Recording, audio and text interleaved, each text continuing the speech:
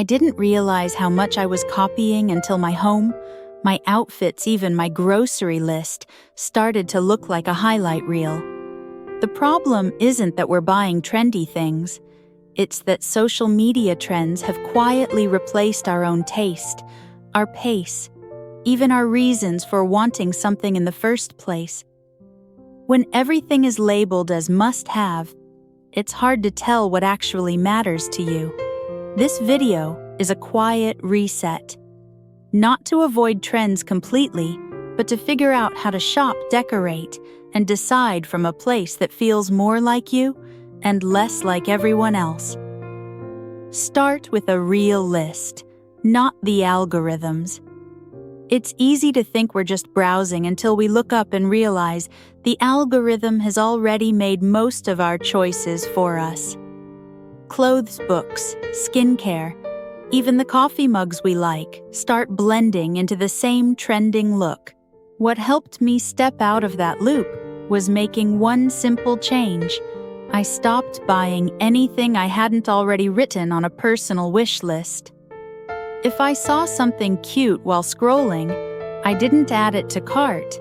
I added it to my list. Most of it never made it off the page. But the few things that stayed, those were actually useful. Now, even when trends come flying at me, I've already decided what matters. The list keeps me grounded. Let's talk about how to figure out what even belongs on that list. Ask better questions before you buy. When I was stuck in a cycle of impulse shopping, I thought the problem was self-control. But really, I just didn't have a system for pausing. What shifted things for me was asking one question. Does this fit the kind of life I actually want, or just the one that's trending right now? That one question made it easier to spot the disconnect.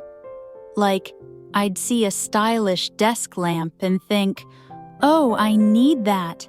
But then I'd remember I don't even like working in my room.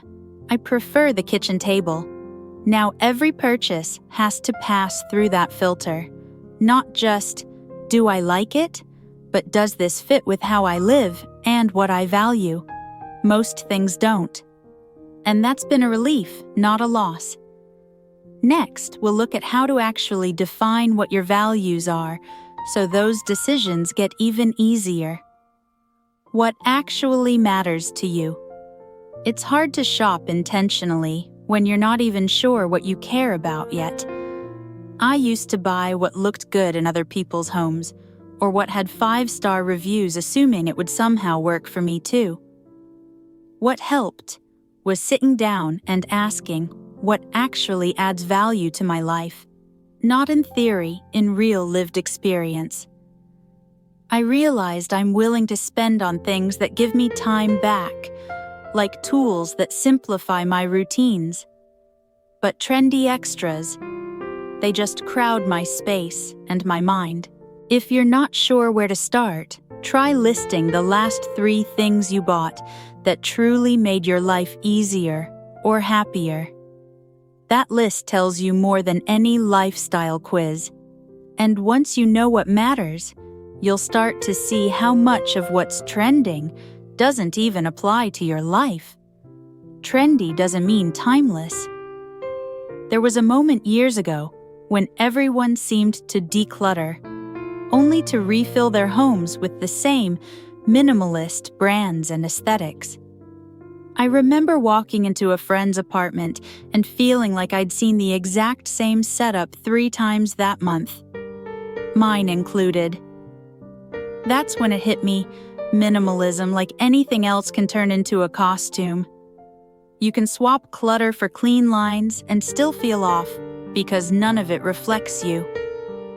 Now, before I bring anything into my space, I ask, is this mine?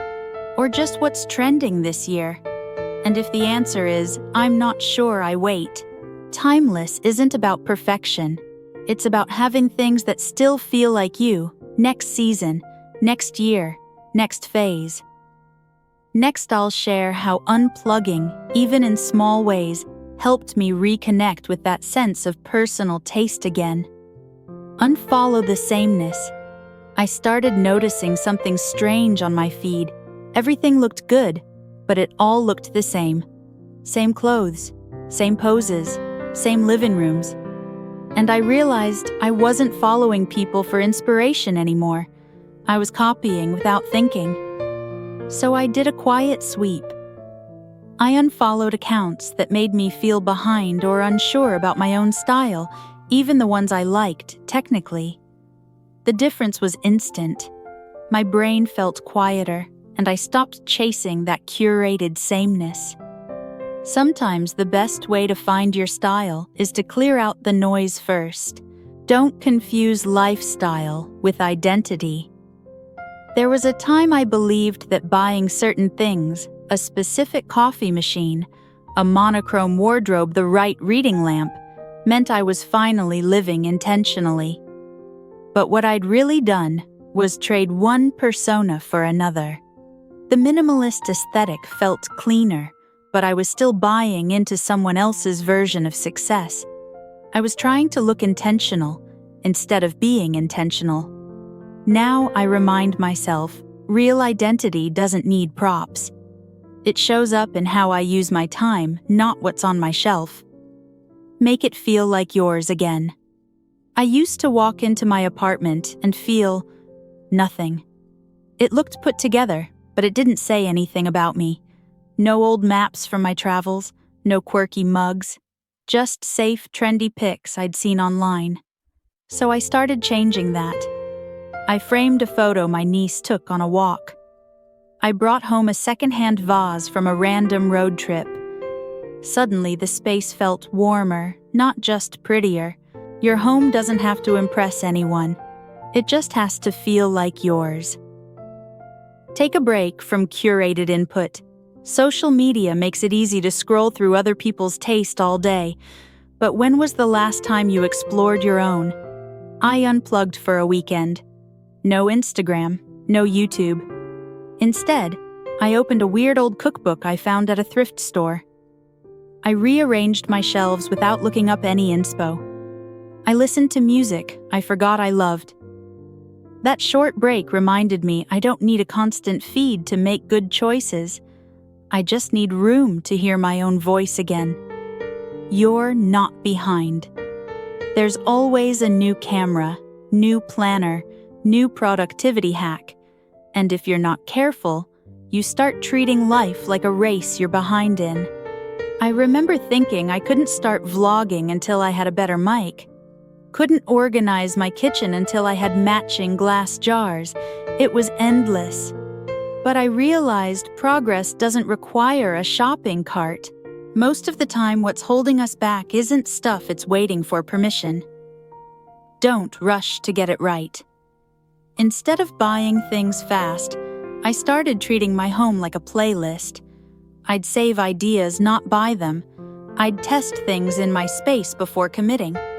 Some things stayed, others didn't. This shift took away that pressure to get it right all at once. It reminded me that personal taste isn't one big decision. It's built over time with trial and error. And the slower I went, the more I liked what I chose. The more I stepped back from social media trends, the easier it got to hear myself again and make choices that actually felt right. Even a few small shifts, like pausing before a purchase or unfollowing one account, can create a surprising amount of clarity in your day-to-day life.